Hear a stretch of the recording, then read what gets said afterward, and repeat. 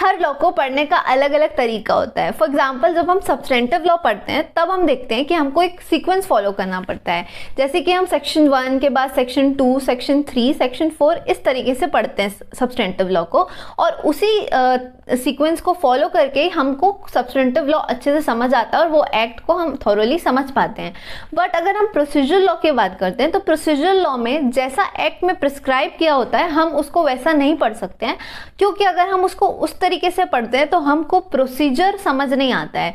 तो जब हम प्रोसीजर लॉ समझने जाते हैं तो हमको कोर्ट में जो प्रोसीजर फॉलो होता है उसी हिसाब से उस लॉ को भी पढ़ना आना चाहिए। तो आज के इस वीडियो में मैं आपको बताने वाली हूँ कि मेनली हम सिविल प्रोसीजर कोड ऑफ 1908 को कैसे पढ़ें, क्योंकि बहुत सारे स्टूडेंट्स को ये कंफ्यूजन होता है कि ये जो पर्टिकुलर एक्ट है वो बहुत ज़्यादा लंबा है, तो हम अगर इसको सीक्वेंस में पढ़ते हैं तो इसको इतना जल्दी कवर करना बहुत ज़्यादा इजी नहीं होता है। तो आज के इस वीडियो में मैं आपको शॉर्ट तरीका बताऊंगी और आपको ज़्यादा पढ़ने की ज़रूरत भी नहीं है, स्पेशली अगर आप जुडिशरी एस्पिरेंट हो। So let's start the video.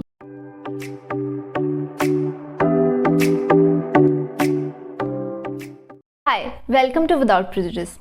तो सिविल प्रोसीजर कोड ऑफ 1908 को कैसे पढ़ते हैं वो मैं आपको एक फ्लो चार्ट के हेल्प से इस वीडियो में बताने वाली हूँ। बट उसके पहले अगर आपने मेरा रीसेंट वीडियो नहीं देखा है जो कि सेट ऑफ के बारे में है, तो I would like to request you कि प्लीज़ आप उसको जाकर देखिए अगर आपको अपना कॉन्सेप्ट क्लियर करना है रिगार्डिंग सेट ऑफ। सो चलिए आज का वीडियो स्टार्ट करते हैं। उसके पहले I would like to request कि आप इस वीडियो को पूरा देखें ताकि आपको प्रोसीजर समझ आए कि सीपीसी एक्चुअल में पढ़ते कैसे हैं और कोर्ट में क्या प्रोसीजर फॉलो होता है।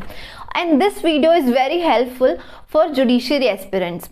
सो इस इमेज के लेफ्ट साइड में आपको कॉज ऑफ एक्शन लिखा हुआ दिखाई दे रहा होगा। सो बेसिकली जब भी कॉज ऑफ एक्शन अराइज होता है तो ही कोई भी पार्टी जो है वो कोर्ट के बिफोर जाती है और सूट फाइल करती है।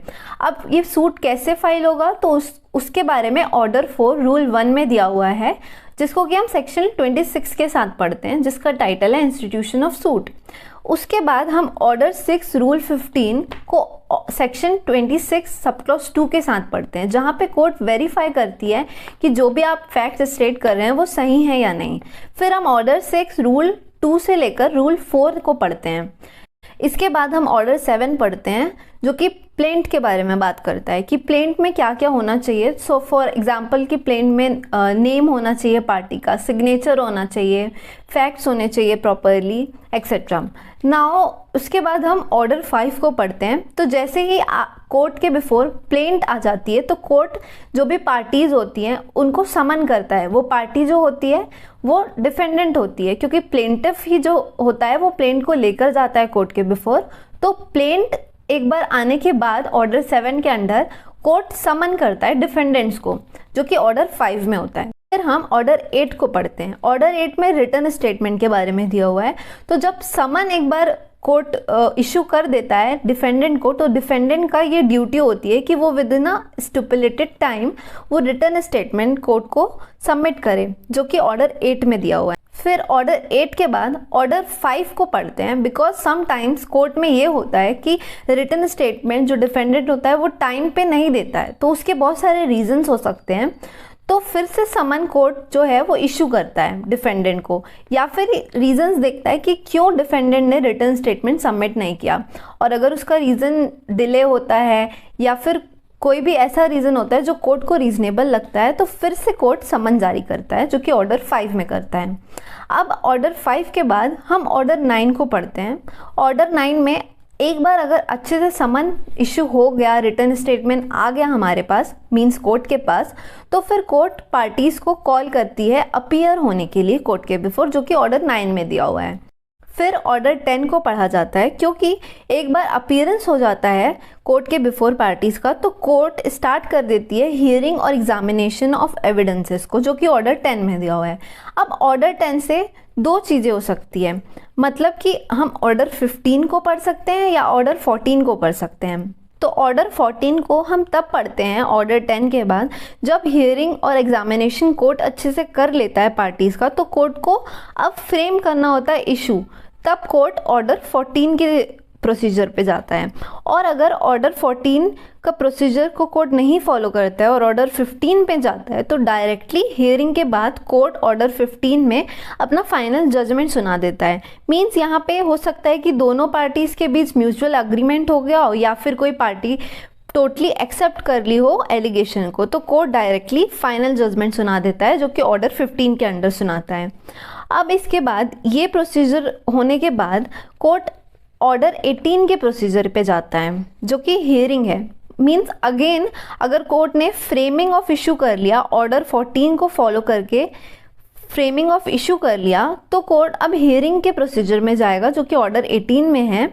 और यहाँ पे कोर्ट वापस से हियरिंग करेगा, यहाँ पे कोर्ट विटनेसेस को कॉल करेगा और हो सकता है कि री एग्जामिनेशन हो, क्रॉस एग्जामिनेशन हो, ये सारी प्रोसीजर फिर से कोर्ट यहाँ पे लेता है। कोर्ट ऑर्डर 18 के बाद ऑर्डर 16 के प्रोसीजर पे जाता है जहाँ पे वो विटनेसेस को कॉल करता है फॉर थॉरो एग्जामिनेशन। नाउ वो कैसे कॉल करता है उनको, तो वो ऑर्डर 5 के हेल्प से उनको समन करता है, इशू करता है समन, ताकि जो विटनेसेस है वो कोर्ट के बिफोर आके अपना स्टेटमेंट देती हैं। फिर इसके बाद ऑर्डर 15 को फॉलो किया जाता है। ऑर्डर 15 में कोर्ट सारे एग्जामिनेशन को करने के बाद जजमेंट दे देता है। 15 के बाद कोर्ट डिक्री इशू करता है जो कि ऑर्डर 20 में करता है। उसके बाद ऑर्डर 21 के प्रोसीजर में कोर्ट जाता है जो कि एग्जीक्यूशन ऑफ डिक्री है। अब एग्जीक्यूशन ऑफ डिक्री जो है वो अलग अलग तरीके से हो सकती है डिपेंडिंग अपॉन द केस। तो ऑर्डर 21 के बाद कोर्ट का जो काम होता है वो ख़त्म हो जाता है, बट ये पार्टी के ऊपर है कि अगर कोई भी पार्टी अग्रीव्ड होती है कोर्ट के डिसीजन से तो वो ऑर्डर 41 के अंडर जाकर अपील कर सकती है। फर्स्ट अपील के बारे में ऑर्डर 41 बात करता है और ऑर्डर 42 सेकंड अपील के बारे में बात करता है। अब ये दोनों ऐसे कॉन्सेप्ट हैं जो कि मैं आपको इस वीडियो में नहीं बता सकती, बट आई एम श्योर कि I am going to make video on this topic so that you will be able to understand this concept clearly through that video. The procedure of order 42, party can go for review और revision. Means अगर parties के पास right नहीं है कि वो appeal कर सके तो वो रिव्यू कर सकती हैं, जो कि सेक्शन 114 में दिया हुआ है, जिसको कि ऑर्डर 47 के साथ पढ़ा जाता है। और अगर उनके पास रिव्यू का भी राइट जो है वो एग्जॉस्ट हो जाता है तो वो रिविजन के लिए अप्लाई कर सकती हैं कोर्ट के बिफोर, जो कि सेक्शन 115 में दिया हुआ है। तो अगर मैंने आपको सीपीसी को किस ऑर्डर में पढ़ते हैं ये अच्छे से समझा दिया हो with the help of flow chart, तो I want you to like this video and subscribe my channel, ताकि मैं और ऐसे ही इंटरेस्टिंग वीडियोस बनाते रहूं आपके लिए। और क्योंकि ये चैनल मेरा न्यू है, so I want you guys to support me. Thank you.